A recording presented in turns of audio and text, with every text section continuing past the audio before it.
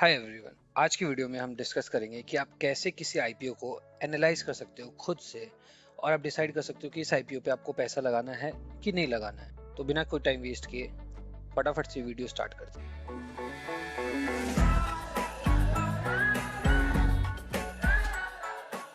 Video start करने से पहले मैंने म्यूचुअल फंड के ऊपर वीडियो बना रखा है ऑलरेडी कि कौन से टॉप 10 म्यूचुअल फंड है जिन पे आपको इन्वेस्ट करना चाहिए। और यहाँ पे आप देख सकते हैं कि मैंने इन्वेस्ट किया है एंड मुझे प्रॉफिट है टोटल 1,10,000 रुपीज़ का। सो ऊपर आपको दिख रहा होगा लिंक, वहाँ से आप जा सकते हैं। वहाँ से आप देख सकते हैं कि कौन कौन से म्यूचुअल फंड बेस्ट हैं फॉर 2022 ताकि आपको एक अच्छा रिटर्न मिल सके। मैं आईपीओ में इन्वेस्ट करता हूँ थ्रू ग्रो ऐप। आप कोई भी ऐप यूज़ कर सकते हैं, जीरोधा, अपस्टॉक, कोई भी डीमेट अकाउंट यूज़ कर सकते हैं। तो आईपीओ में पैसा लगाने के लिए आपको एक डीमेट अकाउंट चाहिए।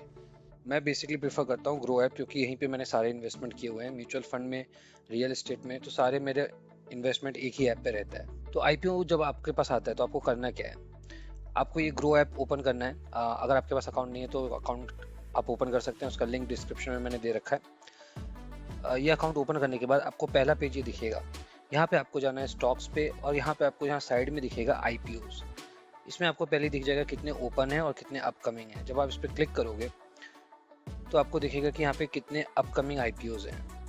लाइक अभी एलआईसी का आने वाला है, बजाज एनर्जी, ये सब आपके पास आने वाले हैं बट अभी है नहीं।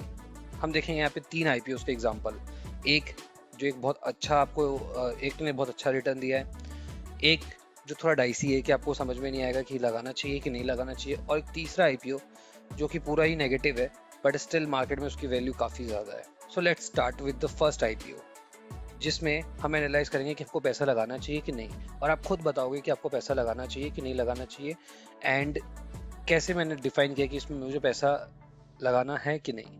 तो पहला मैंने आईपीओ जो चूज़ किया है वो है मैप माई इंडिया। इसके बारे में हम देखते हैं कि आप इस ऐप के थ्रू कैसे एनालाइज कर सकते हो कि ये आईपीओ आपके लिए अच्छा है कि नहीं है। मुझे ये ऐप इसलिए पसंद है क्योंकि इसमें आपको डिटेल एनालिसिस पूरा मिलता है प्रोवाइड किया हुआ, इसलिए आपको कहीं और देखने की ज़रूरत नहीं है। आप सीधा इस पेज पे जाओ, इस पेज पे एनालाइज करो एंड देन आप डिसीजन ले सकते हो कि आपको लगाना है कि नहीं लगाना है। फर्स्ट ऑफ ऑल जो आपको पहली चीज़ वो देखनी है नॉन इंस्टीट्यूशनल इन्वेस्टर और क्वालिफाइड इंस्टीट्यूशनल बायर्स के बारे में।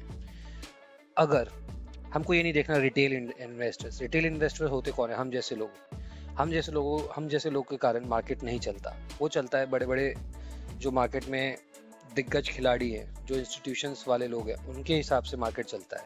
तो अगर वो लोग उस पर पैसा लगा रहे हैं तो इसका मतलब वो आईपीओ बहुत अच्छा आईपीओ है। तो ये चीज़ आपको पहले दिन ही पता चल जाएगी कि कितने इंस्टीट्यूशन वाले इस पर पैसा लगा रहे हैं। सो जिस दिन आईपीओ रिलीज होता है, जैसे इसकी बेटिंग डेट आप देख सकते हैं 9 दिसंबर टू 13 दिसंबर, ये डेटा आपको फर्स्ट डे अवेलेबल हो जाएगी। तो जैसे ही 9 दिसंबर को आप शाम को आके डेटा देखोगे, आपको समझ में आ जाएगा कितने रिटेल इन्वेस्टर इसमें इंटरेस्टेड हैं और कितने इंस्टीट्यूशन वाले इसमें इंटरेस्टेड हैं। जो नॉन इंस्टीट्यूशनल इन्वेस्टर हैं वो उन्होंने 424 टाइम्स इस पे पैसा लगाया है। मतलब उनको इतनी उम्मीद है कि ये शेयर ऊपर जाएगा। मतलब यहाँ से मुझे पहले ही आइडिया हो रहा है कि ये जो आईपीओ है ये काफ़ी अच्छा आईपीओ है। सेकेंड, जो क्वालिफाइड इंस्टीट्यूशनल बायर्स हैं, ये कौन होते हैं? ये होते हैं बेसिकली म्यूचुअल फंड मैनेजर्स। अगर इन लोगों ने पैसा लगाया 196 टाइम्स, मतलब ये काफ़ी अच्छा आईपीओ है। मुझे पहले ही पता चल गया, पहले 3 लाइन से मुझे यहाँ पे पता चल गया कि ये आईपीओ काफ़ी अच्छा है, काफ़ी प्रॉमिसिंग है, तो मैं इसमें पैसा लगा सकता हूँ। बट स्टिल हमें फुल एनालिसिस करना है। तो ये है हमारा फर्स्ट स्टेप। हमें देखना है कि इंस्टीट्यूशन वाले इसमें इंटरेस्टेड हैं कि नहीं है। अगर हैं तो ही हम आगे जाएंगे, नहीं है अगर इंटरेस्टेड तो आप वहीं से छोड़ दो, हमको इस आईपीओ पे पैसा नहीं लगाना। बट यहाँ पे हमने देखा क्या इंस्टीट्यूशन वाले इंटरेस्टेड हैं। नेक्स्ट, ये कंपनी के बारे में डिटेल्स है, स्ट्रेंथ एंड रिस्क है। आप चाहो तो इसको पढ़ सकते हो। मैं इस पर ज़्यादा अपना टाइम इन्वेस्ट नहीं करता, बट मैं इस पर अपना टाइम बहुत ज़्यादा इन्वेस्ट करता हूँ इस चीज़ को, इस चार्ट को पढ़ने में। रेवेन्यू आप देखो यहाँ पे, रेवेन्यू इसका कंटिन्यूसली इस साल 2021 में काफ़ी इंक्रीज हुआ है। इसका मतलब क्या होता है? रेवेन्यू इज बेसिकली जो ये लोग अपना प्रोडक्ट प्रोवाइड करते हैं फॉर सेल, अगर उनमें ग्रोथ होती है, मतलब कोई कंपनी, सिंपल सी बात है, कोई कंपनी कुछ बेच रही है और लोग उसको ज़्यादा खरीद रहे हैं, दैट इज़ रेवेन्यू। उन उस जो जितना ज़्यादा खरीद रहे हैं उससे उनको कितना प्रॉफिट हो रहा है, दैट इज़ रेवेन्यू। सो मतलब उनके काफ़ी प्रोडक्ट बिके हैं 2021 में। तो ये एक बहुत अच्छी न्यूज़ है कि ओके चलो कंपनी के प्रोडक्ट्स काफ़ी बिक रहे हैं इन 2021। तो आपको पहला क्लियर हो कि रेवेन्यू अच्छा है इस कंपनी का। देन एसेट्स, आपने देखा कि इसके एसेट भी बड़े हैं। एसेट क्या होता है? बेसिकली वो चीज़ जो आपको पैसा प्रोवाइड करती है। तो इनके एसेट्स भी बढ़ते जा रहे हैं, एसेट एलोकेशन इनका बढ़ता जा रहा है हर साल। और जो सबसे इंपॉर्टेंट चीज है वो है इनका प्रॉफिट। अगर आप इसका प्रॉफिट देखो, लास्ट साल से इस साल ऑलमोस्ट डबल से ज्यादा इनका प्रॉफिट हुआ है। तो अगर ये तीनों चीजों को आप कंबाइन करो, रेवेन्यू, एसेट एंड प्रॉफिट, और अगर तीनों एक ही डायरेक्शन में मूव कर रही है, मतलब रेवेन्यू भी अपसाइड है, टोटल एसेट भी बढ़ गया है और प्रॉफिट भी बढ़ गया है, तो नो डाउट ये आईपीओ में आपको पैसा लगाना चाहिए। तो ये हमारा एनालिसिस है यहाँ तक कि रेवेन्यू, प्रॉफिट, एसेट सब बढ़ा हुआ है इसका। इंस्टीट्यूशंस जो है इसमें काफी इंटरेस्टेड हैं। तो ये सब हम देख के ये कह सकते हैं कि यस, ये आईपीओ एक अच्छा आईपीओ है जो काफी प्रॉमिसिंग है कि आपको अच्छा रिटर्न देगा। और इसका रिजल्ट आपके सामने है। लिस्टिंग प्राइस की 1565 है और वन इशू प्राइस की 1033 है। मतलब पहले ही दिन इसने आपको 532 रुपीज का प्रॉफिट दिया है। आप देख सकते हो, अगर आपने ये एनालिसिस पहले किया था, और ये डेटा मैं ये पास डेटा देख के नहीं बता रहा, ये डेटा आपको अवेलेबल हो जाता है पहले दिन ही। अगर ये 9 दिसंबर को इसकी बिडिंग डेट है, ये डेट आप देख सकते हो 9 दिसंबर, तो ये सारा का सारा डेटा आपको उससे पहले ही अवेलेबल हो जाता है। तो आप उसको देख के आप एज्यूम कर सकते हो कि ये अच्छा प्रॉमिसिंग है और आपको रिजल्ट्स के सामने आपको दिख रहा है। ये हो गया हमारा पहला क्राइटेरिया जिसमें आपको हर चीज पॉजिटिव दिख रही है। नेक्स्ट क्राइटेरिया हम देखते हैं जिसमें आपको हर एक चीज नेगेटिव दिखती है। वो है हमारा, जिसको सब जानते हैं और जिसमें काफी हाइप भी हुआ था मार्केट में, वो है हमारा पेटीएम। सो पेटीएम के बारे में देखते हैं। तो ये डेटा हमको पहले दिन ही अवेलेबल थी।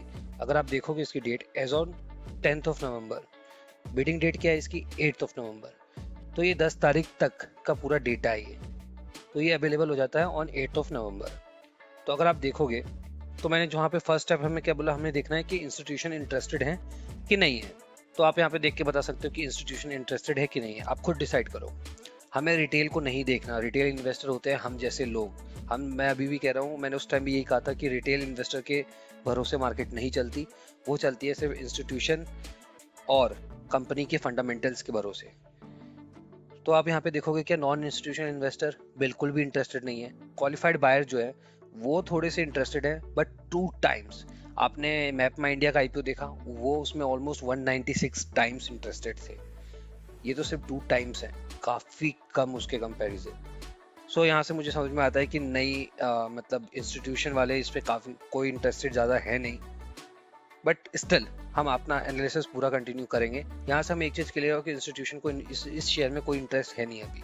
एंड सेकंड थिंग, कंपनी के बारे में, फंडामेंटल्स के बारे में एक काफ़ी अच्छा यहाँ पे डिटेल्ड एनालिसिस मिलता है बाय प्रोफेशनल्स, तो आप ये भी कंसल्ट कर सकते हैं यहाँ पर। तो बेसिकली मैं पहले ये देखता हूँ और उसके बाद जब मैं नीचे यहाँ पे अपना फाइनेंशियल एनालिसिस कर लेता हूँ, देन मैं मेरी एनालिसिस कितनी सही है मैं इनका वीडियो भी देख लेता हूँ। तो आप ये भी कर सकते हैं, इनका वीडियो भी आप देख सकते हैं एंड आप खुद से भी एनालिसिस कर सकते हैं एंड देन आप जॉइंट डिसीजन ले सकते हैं कि यस, आपका जो डिसीजन है आईपीओ लेने का वो सही है या नहीं है। सो हमने फर्स्ट देख लिया कि इंस्टीट्यूशन में इंटरेस्टेड नहीं है। देन हम सेकंड देखेंगे इसके फाइनेंशियल्स। रेवेन्यू, कंपनी का रेवेन्यू आप देख सकते हो कम हो गया है पिछले साल से। मतलब कंपनी का जो सेल्स था जिससे उनको प्रॉफिट मिलता था वो कम हो गया है। अब यार कंपनी कुछ बेच ही नहीं पा रही, मतलब बेच रही है बट लास्ट ईयर के कंपैरिजन अभी उनके सेल्स कम हो गए, तो इसका मतलब कंपनी को थोड़ा तो नुकसान हुआ है वहां पे। देन एसेट्स, एसेट्स भी इनके काफी कम हो गए पिछले साल के कंपैरिजन, तो दोनों चीजें नेगेटिव है यहाँ पर। देन प्रॉफिट, प्रॉफिट आप देख सकते हो इनका नेगेटिव में है। प्रॉफिट हुआ है इनको, आप देख सकते हो माइनस से -2943 एंड -1704। आप देख सकते हो इनको प्रॉफिट है बट स्टिल इनका प्रॉफिट नेगेटिव में है।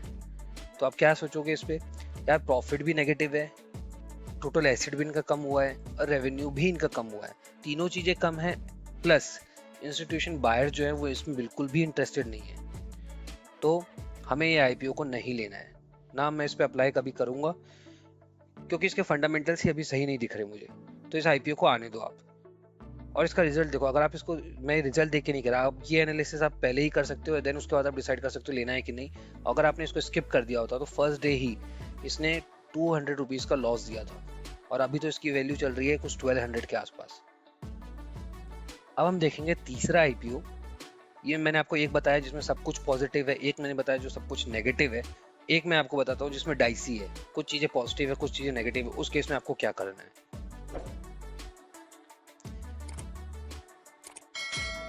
सो तीसरा आईपीओ है हमारा जोमेटो का आईपीओ, उसके बारे में भी सब लोग जानते हैं।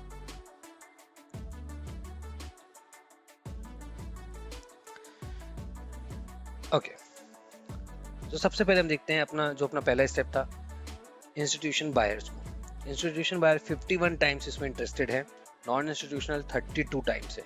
ठीक है, काफ़ी अच्छा भी नहीं है, काफ़ी बुरा भी नहीं है, तो हम इसे कंसिडर कर सकते हैं यस कि on an average buyers interested तो हैं, बट बहुत ज़्यादा इंटरेस्टेड भी नहीं है।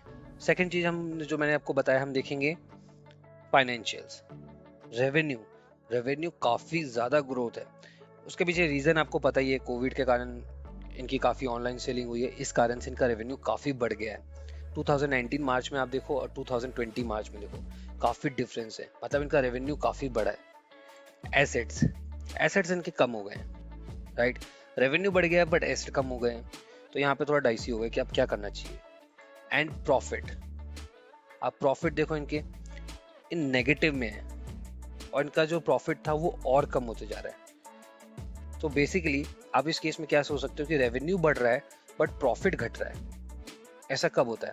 ऐसा कब होता है जब कंपनी काफ़ी लोन लेती है और उस लोन को अपने रेवेन्यू के थ्रू पे आउट करने की कोशिश करती है। तो जितना उनका प्रॉफिट हुआ है थ्रू रेवेन्यू, उतना उनका चला गया है इन्वेस्टर्स को वापस पे करने में, टैक्स पे करने में। तो ये सब करने के बाद वो बेसिकली क्या है, लॉस में है। तो कंपनी लॉस मेकिंग है, इसका रेवेन्यू बढ़ा हुआ है, एसेट्स कम है इसके पास, और प्रॉफिट भी इसका काफ़ी कम है। बट इंस्टीट्यूशंस वाले इसमें काफ़ी इंटरेस्टेड हैं। तो इस केस में जो सिचुएशन होता है वो काफ़ी डाइसी होता है। आप उस केस में सिर्फ ये देख सकते हो कि अगर इंस्टीट्यूशन बायर्स इंटरेस्टेड हैं तो आप लगा सकते हो, बट मैं उसमें 100% श्योरिटी नहीं देता। मैं उस केस में मैं लगा देता हूँ क्योंकि आईपीओ के मिलने के चांसेस 50-50 होते हैं, बट वहाँ पे मैं थोड़ा सा डाइसी हो जाता हूँ कि मैं ये नहीं कह सकता कि हाँ ये अच्छा आईपीओ है या उठेगा ही उठेगा। मैं सिर्फ और सिर्फ इसके बेसिस पे बोल रहा हूँ क्योंकि मैंने देखा कि इंस्टीट्यूशन बायर्स इस पे इंटरेस्टेड हैं, सिर्फ और सिर्फ इसलिए मैं इस पे पैसा लगाऊंगा। अदरवाइज मैं इस पे कभी पैसा नहीं लगाता। अगर यहाँ पे सिर्फ इंस्टीट्यूशन बायर्स भी कम होते तो मैं इसको स्किप कर देता पूरा। एंड उसका रिजल्ट क्या हुआ? रिजल्ट लिस्टिंग गेन 40 रुपीज़ का गेन हुआ, कुछ खास गेन हुआ नहीं था उस दिन। तो आप देख सकते हो कि बायर्स इंटरेस्टेड थे, इस कारण से इसका गेन थोड़ा सा ज़्यादा हुआ है, अदरवाइज इसका कुछ गेन इतना खास होता नहीं। अगर तीनों चीज़ें revenue, total asset and profit, ये तीनों चीज़ें अपसाइड है, इंस्टीट्यूशन बायर्स इंटरेस्टेड हैं, तो आप 100% उस पर लगा दो। अगर इंस्टीट्यूशन बायर्स इंटरेस्टेड नहीं है एंड उसके बाद भी कंपनी का रेवेन्यू और ये सब कुछ ऊपर की साइड है, फिर भी मैं कहूँगा आप उस पर पैसा मत लगाओ, क्योंकि मार्केट जो है वो सिर्फ ये दोनों चलाते हैं, क्वालिफाइड इंस्टीट्यूशन बायर्स और नॉन इंस्टीट्यूशनल इन्वेस्टर्स। ये दोनों ही सिर्फ और सिर्फ मार्केट को चलाते हैं। अगर ये दोनों इंटरेस्टेड हैं तो आप उसमें पैसा लगा दो, और अगर इनके साथ रेवेन्यू और ये सब भी बढ़ा हुआ है तो भाई वो तो सोने पे सुहागा जैसी बात हो गई। सो आप इस तरीके से आप किसी भी आईपीओ का एनालिसिस कर सकते हो।